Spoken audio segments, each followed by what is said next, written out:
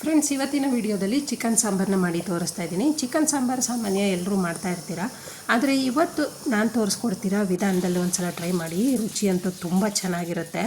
Video ಇಷ್ಟ ಆದರೆ ಲಾಸ್ಟಲ್ಲಿ ಒಂದು ಲೈಕು, ಶೇರು, ಕಮೆಂಟ್ಸು ಹಾಕೋದನ್ನು ಮಾತ್ರ ಮರಿಬೇಡಿ. ಹಾಕ್ತೀರಾ ಅಲ್ವಾ? ಬನ್ನಿ ವಿಡಿಯೋ ಸ್ಟಾರ್ಟ್ ಮಾಡೋಣ.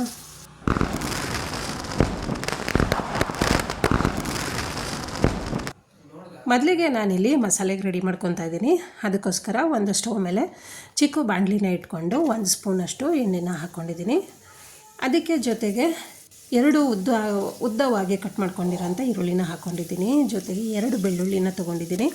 ಹಾಗೆಯೇ ಸ್ವಲ್ಪ ಹಸಿ ಶುಂಠಿನ ತೊಗೊಂಡು ಫ್ರೈ ಮಾಡ್ಕೊತಾ ಇದ್ದೀನಿ. ಈರುಳ್ಳಿ, ಬೆಳ್ಳುಳ್ಳಿ, ಹಸಿ ಶುಂಠಿ ಮೂರದೂ ಹಸಿ ಸ್ಮೆಲ್ ಹೋಗೋ ತನಕ ಸ್ವಲ್ಪ ಫ್ರೈ ಮಾಡ್ಕೊಬೇಕು. ಇವಾಗ ಅದಕ್ಕೇ ಕಟ್ ಮಾಡ್ಕೊಂಡಿರೋ ಅಂಥ ಅರ್ಧ ಟೊಮೆಟೊ ಹಣ್ಣು ಮಾತ್ರ ನಾನು ಹಾಕ್ಕೊತಾ ಇದ್ದೀನಿ. ಇಲ್ಲಿ ಟೊಮೆಟೊ ಹಣ್ಣು ಸ್ವಲ್ಪ ಸಾಫ್ಟ್ ಆಗೋ ತನಕ ಫ್ರೈ ಮಾಡ್ಕೊಳ್ಳಿ. ತೀರಾ ಏನು ಬೇಡ, ಸ್ವಲ್ಪ ಸಾಫ್ಟ್ ಆದರೆ ಸಾಕು. ಇವಾಗ ಟೊಮೆಟೊ ಹಣ್ಣು ಸಾಫ್ಟ್ ಆಗಿದೆ. ಸ್ಟವ್ನ ಆಫ್ ಮಾಡಿಕೊಂಡು ತಣ್ಣಗಾಗೋದಕ್ಕೆ ಬಿಡ್ತೀನಿ. ತಣ್ಣಗಾದಮೇಲೆ ಫ್ರೈ ಮಾಡ್ಕೊಂಡಿರೋ ಅಂಥ ಈರುಳ್ಳಿ, ಬೆಳ್ಳುಳ್ಳಿ, ಟೊಮೆಟೊ ಹಣ್ಣು, ಶುಂಠಿನ ಜಾರಿಗೆ ಹಾಕ್ಕೊತಾ ಇದ್ದೀನಿ. ಹಾಗೆಯೇ ಹೊಸದಾಗಿ ನನ್ನ ಚಾನಲ್ಗೆ ಯಾರಾದರೂ ಜಾಯ್ನ್ ಆಗಿರ್ತೀರ, ಖಂಡಿತ ಸಬ್ಸ್ಕ್ರೈಬ್ ಮಾಡ್ಕೊಂಡು ನೋಡಿ. ಹಾಗೆಯೇ ಬೆಲ್ ಬಟನ್ ಕ್ಲಿಕ್ ಮಾಡಿ ಆಲ್ ಅಂತ ಸೆಲೆಕ್ಟ್ ಮಾಡ್ಕೊಂಡು ನೋಡಿ. ನಾ ಹಾಕೋಂಥ ಪ್ರತಿಯೊಂದು ನೋಟಿಫಿಕೇಷನ್ಗಳು ಸಿಗ್ತಾ ಇರುತ್ತೆ. ಇದ್ರ ಜೊತೆಗೆ ಸ್ವಲ್ಪ ಕೊತ್ತಂಬರಿನ ಹಾಕ್ಕೊಂಡಿದ್ದೀನಿ, ಸ್ವಲ್ಪ ಪುದೀನನ ಹಾಕ್ಕೊಂಡಿದ್ದೀನಿ. ಜೊತೆಗೆ 3 ಪೀಸಷ್ಟು ಚಕ್ಕೆ, 4 ಲವಂಗ, ಇಷ್ಟನ್ನು ಸ್ವಲ್ಪ ನೀರನ್ನ ಹಾಕ್ಕೊಂಡು ನುಣ್ಣಗೆ ರುಬ್ಕೊಂಬರ್ಬೇಕು. ನೀವಿಲ್ಲಿ ಈ ಥರ ರುಬ್ಬುವಾಗ ಕೊತ್ತಂಬರಿ ಮತ್ತು ಪುದೀನನ ಆದಷ್ಟು ಕಡಿಮೆ ತೊಗೊಳ್ಳಿ. ಯಾಕಂದರೆ ಕೊತ್ತಂಬರಿ ಮತ್ತು ಪುದೀನ ಜಾಸ್ತಿ ಹಾಕಿದಷ್ಟು ಸಾಂಬಾರು ಸ್ವಲ್ಪ ಹಸಿರು ಕಲರ್ ಬಂದ್ಬಿಡುತ್ತೆ. ಅದಕ್ಕೋಸ್ಕರ ಇವಾಗ ಅದನ್ನು ರುಬ್ಬಾದ್ಮೇಲೆ ಸ್ಟವ್ ಮೇಲೆ ಇನ್ನೊಂದು ಪಾತ್ರೆನ ಇಟ್ಟು ಸ್ವಲ್ಪ ಎಣ್ಣೆನ ಹಾಕಿ ಕಟ್ ಮಾಡ್ಕೊಂಡಿರೋ ಅಂಥ ಚಿಕನ್ನ ನೀರಿನಲ್ಲಿ ಚೆನ್ನಾಗಿ ವಾಶ್ ಮಾಡಿ ಹಾಕ್ಕೊತಾ ಇದ್ದೀನಿ. ಈ ರೀತಿ ಎಣ್ಣೆಯಲ್ಲಿ ಸುಮಾರು 1 ನಿಮಿಷ ತನಕ ಫ್ರೈ ಮಾಡ್ಕೊಬೇಕು. ನೀಟಾಗಿ ಎಲ್ಲ ಕಡೆ ಮಿಕ್ಸ್ ಮಾಡ್ಕೊಳ್ಳಿ. ಯಾಕಂದರೆ ಎಣ್ಣೆ ಹಾಕಿರೋದ್ರಿಂದ ಚಿಕನನ್ನು ನೀಟಾಗಿ ಎಲ್ಲ ಕಡೆ ಫ್ರೈ ಮಾಡ್ಕೊಬೇಕಾಗುತ್ತೆ. ಇದ್ರ ಜೊತೆಗೆ ಸ್ವಲ್ಪ ಉಪ್ಪನ್ನು ಸೇರಿಸ್ಕೊತಾ ಇದ್ದೀನಿ.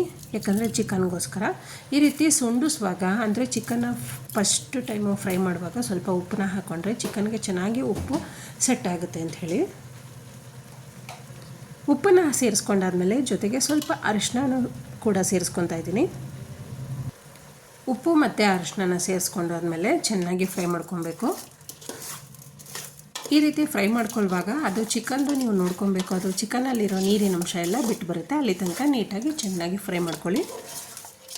ಈ ಫ್ರೈ ಮಾಡ್ಕೊಳ್ಳುವಾಗ ನೀವು ಒಂದು ಪ್ಲೇಟಿಂದ ಮುಚ್ಬೋದು. ಹಾಗೆ ಮುಚ್ಚಿದಾಗ ಮಧ್ಯೆ ತಿರುಗಿಸ್ಕೊತಾ ಬನ್ನಿ. ಇವಾಗ ಓಪನ್ ಮಾಡಿ ತೋರಿಸ್ತಾ ಇದ್ದೀನಿ. ನೋಡಿ ಕಾಣಿಸ್ತಿದೆ ಅಲ್ವಾ? ಚಿಕನ್ನು ಸ್ವಲ್ಪ ನೀರು ಬಿಟ್ಕೊಂಡು ರೆಡಿಯಾಗಿದೆ. ಈ ಟೈಮಲ್ಲಿ ರುಬ್ಕೊಂಡಿರೋಂಥ ಮಸಾಲೆನ ಹಾಕ್ಕೊತಾ ಇದ್ದೀನಿ. ಜೊತೆಗೆ ಜಾರ್ಗೆ ಸ್ವಲ್ಪ ನೀರನ್ನ ಹಾಕಿ ಅದನ್ನು ಕೂಡ ಸೇರಿಸ್ಕೊಳ್ಳೋಣ. ನೀವು ಈ ರೀತಿ ಒಂದು ಸಲ ಟ್ರೈ ಮಾಡಿ. ಮುದ್ದೆಗಂತೂ ಸೂಪರಾಗಿರುತ್ತೆ. ನನಗೆ ಚಿಕನಲ್ಲಿ ಏನು ಇಷ್ಟ ಅಂತ ಕೇಳಿದ್ರೆ ನನಗೆ ಚಿಕನ್ ಸಾಂಬಾರೇ ಫಸ್ಟ್ ಇಷ್ಟ ಆಗೋದು. ಚಿಕನ್ ಸಾಂಬಾರು ಮುದ್ದೆ ಅಂದ್ರಂತೂ ನನಗಂತೂ ತುಂಬಾ ಇಷ್ಟ. ಹಾಗಾಗಿ ಈ ವಿಧಾನದಲ್ಲಿ ಒಂದು ಸಲ ಟ್ರೈ ಮಾಡಿ. ರೊಟ್ಟಿಗೆ, ಚಪಾತಿಗೆ, ಬಿಸಿ ಅನ್ನಕ್ಕೆ, ಮುದ್ದೆಗೆ, ಪೂರಿಗೆ ಎಲ್ಲದಕ್ಕೂ ತುಂಬಾ ಚೆನ್ನಾಗಿರುತ್ತೆ ಟೇಸ್ಟು. ಮಸಾಲೆನ ಹಾಕ್ಕೊಂಡಾದ್ಮೇಲೆ ಸ್ವಲ್ಪ ನೀರನ್ನ ಜಾರ್ಗೆ ಮಿಕ್ಸ್ ಮಾಡಿ ಕುದಿಲಿಕ್ಕೆ ಬಿಡಬೇಕು. ಒಂದು 10 ನಿಮಿಷ ತನಕ ಇದೇ ಮಸಾಲೆಯಲ್ಲಿ ಚಿಕನ್ನು ಬೇಯಬೇಕಾಗುತ್ತೆ. ಅದು ಬೇಯೋಷ್ಟರಲ್ಲಿ ಇನ್ನೊಂದು ಖಾರ ರೆಡಿ ಮಾಡ್ಕೊಳ್ಳೋಣ. ಅಂದರೆ ಅದೇ ಜಾರ್ಗೆ ಚಿಕ್ಕ ಬೌಲ್ನಲ್ಲಿ ತೆಂಗಿನ ತುರಿನ ಹಾಕ್ಕೊಂಡಿದ್ದೀನಿ. ಜೊತೆಗೆ 2 ಸ್ಪೂನಷ್ಟು ಹುರಿಗಡಲೆನ ಸೇರಿಸ್ಕೊತಾ ಇದ್ದೀನಿ. ಜೊತೆಗೆ ಸಾಂಬಾರು ಪುಡಿನ ಹಾಕ್ಕೊತಾ ಇದ್ದೀನಿ. ನಾನು ಸಾಂಬಾರು ಪುಡಿ ಇದು ಮನೆಯಲ್ಲೇ ಮಾಡ್ಕೊಂಡಿರೋದು. ಕಲರ್ ತುಂಬ ಚೆನ್ನಾಗಿದೆ ಅಲ್ವಾ? 4 ಸ್ಪೂನಷ್ಟು ಸಾಂಬಾರು ಪುಡಿನ ಸೇರಿಸ್ಕೊಂಡಿದ್ದೀನಿ. ನೀವಿಲ್ಲಿ ಸಾಂಬಾರು ಪುಡಿನ ನಿಮ್ಮದು ಖಾರ ಹೇಗಿದೆ ನೋಡಿಕೊಂಡು ಅದ್ರ ಮೇಲೆ ನೀವು ಸೇರಿಸ್ಕೊಬೇಕಾಗುತ್ತೆ.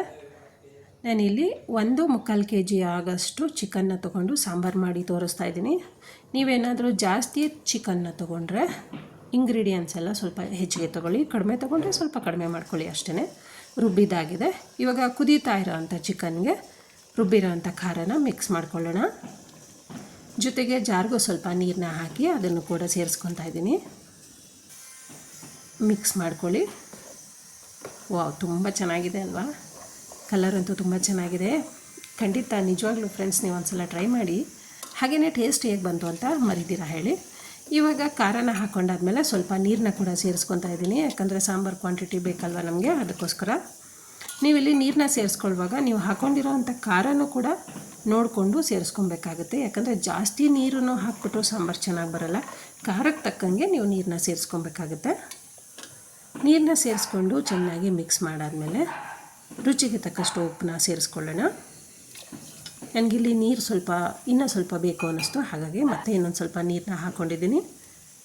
ಇವಾಗ ರುಚಿಗೆ ತಕ್ಕಷ್ಟು ಉಪ್ಪನ್ನ ಸೇರಿಸ್ಕೊತಾ ಇದ್ದೀನಿ. ನೀವಿಲ್ಲಿ ಉಪ್ಪನ್ನ ಸೇರಿಸ್ಕೊಳ್ಳುವಾಗ ನೋಡ್ಕೊಂಡು ಹಾಕ್ಕೊಳ್ಳಿ, ಯಾಕಂದರೆ ಚಿಕನ್ನು ಫಸ್ಟು ನಾವು ಫ್ರೈ ಮಾಡ್ಕೊಳ್ಳುವಾಗೂ ಸ್ವಲ್ಪ ಉಪ್ಪನ್ನ ಹಾಕ್ಕೊಂಡಿರ್ತೀವಿ, ಅದಕ್ಕೋಸ್ಕರ ಉಪ್ಪನ್ನ ನೋಡ್ಕೊಂಡು ಹಾಕ್ಕೊಬೇಕು. ಇವಾಗ ಮತ್ತೆ 5 ನಿಮಿಷ ಚೆನ್ನಾಗಿ ಕುದಿಯೋದಕ್ಕೆ ಬಿಡೋಣ. ನಾವು ಆಲ್ರೆಡಿ ಫ್ರೈ ಮಾಡ್ಕೊಳ್ಳುವಾಗಲೇ 10 ನಿಮಿಷ ಬೇಯಿಸ್ಕೊಂಡಿರ್ತೀವಿ. ಬಾಯ್ಲರ್ ಚಿಕನ್ ಆಗಿರೋದ್ರಿಂದ ಬೇಗನೆ ಬೆಂದ್ಬಿಡುತ್ತೆ. ಕುದಿ ಬರ್ತಾಯಿದೆ. ವಾವ್, ಸಾಂಬಾರು ಕಲರ್ ಅಂತೂ ಯಮ್ಮಿಯಾಗಿ ಬರ್ತಾಯಿದೆ. ಈಗ ಕುದಿ ಬರೋ ಟೈಮಲ್ಲಿ ಲಾಸ್ಟಲ್ಲಿ ಕೊತ್ತಂಬರಿ ಸೊಪ್ಪನ್ನ ಒಂದು ಸ್ವಲ್ಪ ಉದುರಿಸ್ಕೊಳ್ಳೋಣ. ನೀವು ಹೀಗೆ ಮಾಡಿ, ಖಾರಕ್ಕೆ ಕೊತ್ತಂಬರಿ ಸೊಪ್ಪನ್ನ ಯಾವತ್ತೂ ಕಡಿಮೆ ಹಾಕ್ಕೊಳ್ಳಿ, ಲಾಸ್ಟಲ್ಲಿ ಉದುರಿಸ್ಕೊಳ್ಳಿ. ಸಾಂಬಾರು ಕಲರ್ ಅಂತೂ ತುಂಬ ಚೆನ್ನಾಗಿ ಬರುತ್ತೆ. ಕುದಿ ಬರ್ತಾಯಿದೆ, ಹಾಗೆ ಸಾಂಬಾರು ಘಮ ಘಮ ಬರ್ತಾಯಿದೆ. ಫೈನಲ್ಲಾಗಿ ಚಿಕನ್ ಸಾಂಬಾರಂತೂ ಸೂಪರಾಗಿ ಟೇಸ್ಟಿಯಾಗಿ ರೆಡಿ ಆಯಿತು ಫ್ರೆಂಡ್ಸ್. ನೀವು ಈ ರೀತಿ ಒಂದು ಸಲ ಟ್ರೈ ಮಾಡಿ, ಹಾಗೆಯೇ ಹೇಗೆ ಬಂತು ಅಂತ ಕಮೆಂಟ್ಸಲ್ಲಿ ಹಾಕೋದನ್ನ ಮಾತ್ರ ಮರಿಬೇಡಿ.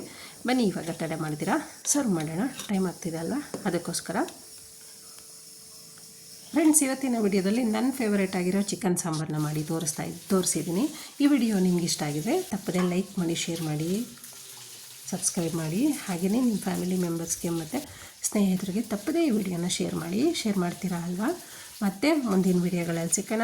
Thank you.